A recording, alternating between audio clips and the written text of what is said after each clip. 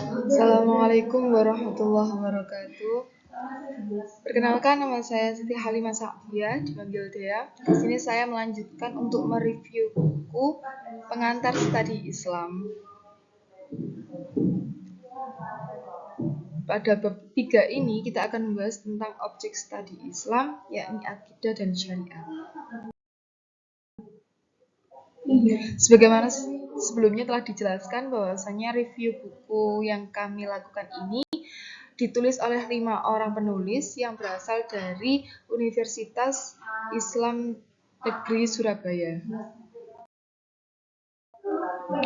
Di bab yang ketiga ini terdapat pendahuluan bahwasanya Islam mengalami perkembangan yang luar biasa dari awal masa Islam hingga masa modern, meskipun sempat mengalami penurunan yang sangat drastis di abad pertengahan. Dan 3 aspek yang meliputi perkembangan itu adalah akidah, syariah, dan akhlak. Adapun pengertian akidah secara etimologi adalah akidah itu berasal dari bahasa Arab, yakni aqada yaqidu aqdan aqidatan, yang berarti sebuah simpul, ikatan, atau perjanjian. Sedangkan akidah menurut terminologi adalah beberapa perkara yang wajib diyakini keberadaannya oleh hati, mendatangkan ketentraman jiwa, menjadi keyakinan yang tidak bercampur sedikit pun dengan keraguan. Itu adalah akidah.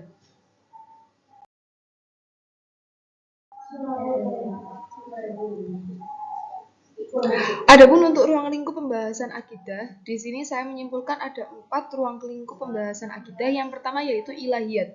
Ilahiyat, ruang lingkup akidah dalam ilahiyat yakni membahas tentang segala sesuatu yang berhubungan dengan Allah.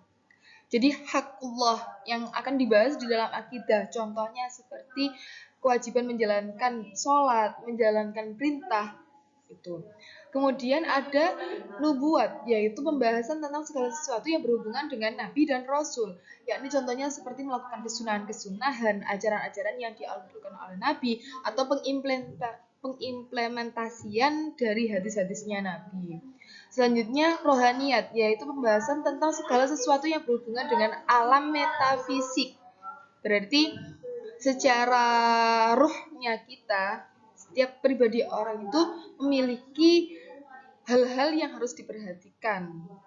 Contohnya seperti jiwa itu juga butuh asupan, dan asupannya jiwa itu adalah pengajian atau kajian-kajian Islami. Sebagaimana yang telah disebutkan oleh Imam Ghazali bahwasanya 3 hal di dalam organ diri manusia yang butuh dikasih makan. Yang pertama adalah otak, yang kedua adalah perut, yang ketiga adalah ruh.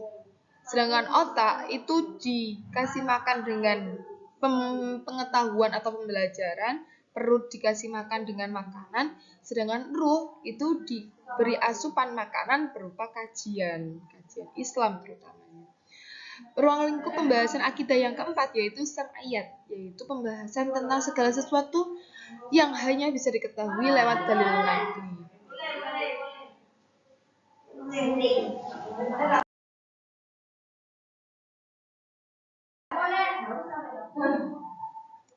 Pengertian syariat secara etimologi, kata syariat bermakna jalan tempat keluarnya air untuk minum, yakni murid al-ma.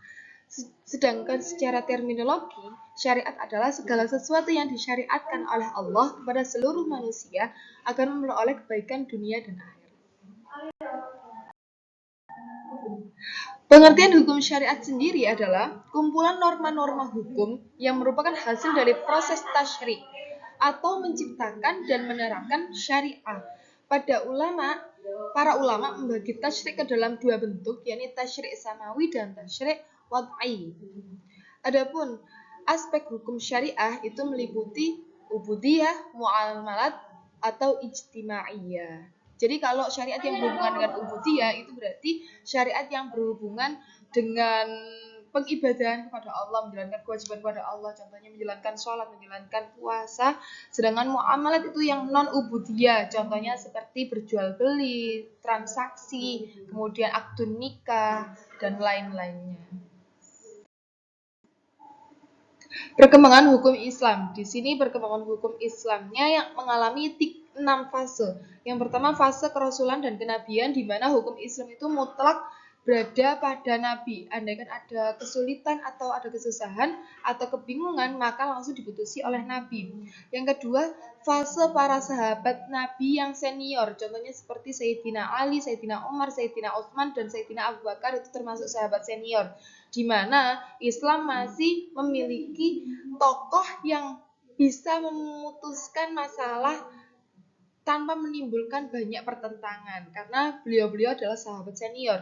Yang ketiga yaitu fase sahabat junior, contohnya seperti sahabat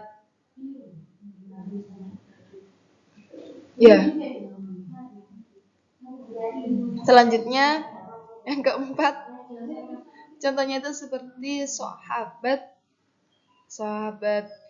Zaid gitu. Yang keempat, fase fikih menjadi ilmu tersendiri mulai dari awal abad kedua Hijriah hingga akhir abad ketiga. Memang perkembangan Islam itu mulai berkembang pada asalnya sudah berkembang, kemudian mengalami penurunan dan berkembang kembali di masa abad modern. Yang kelima, yakni fase perdebatan dalam berbagai permasalahan di antara para fuqaha.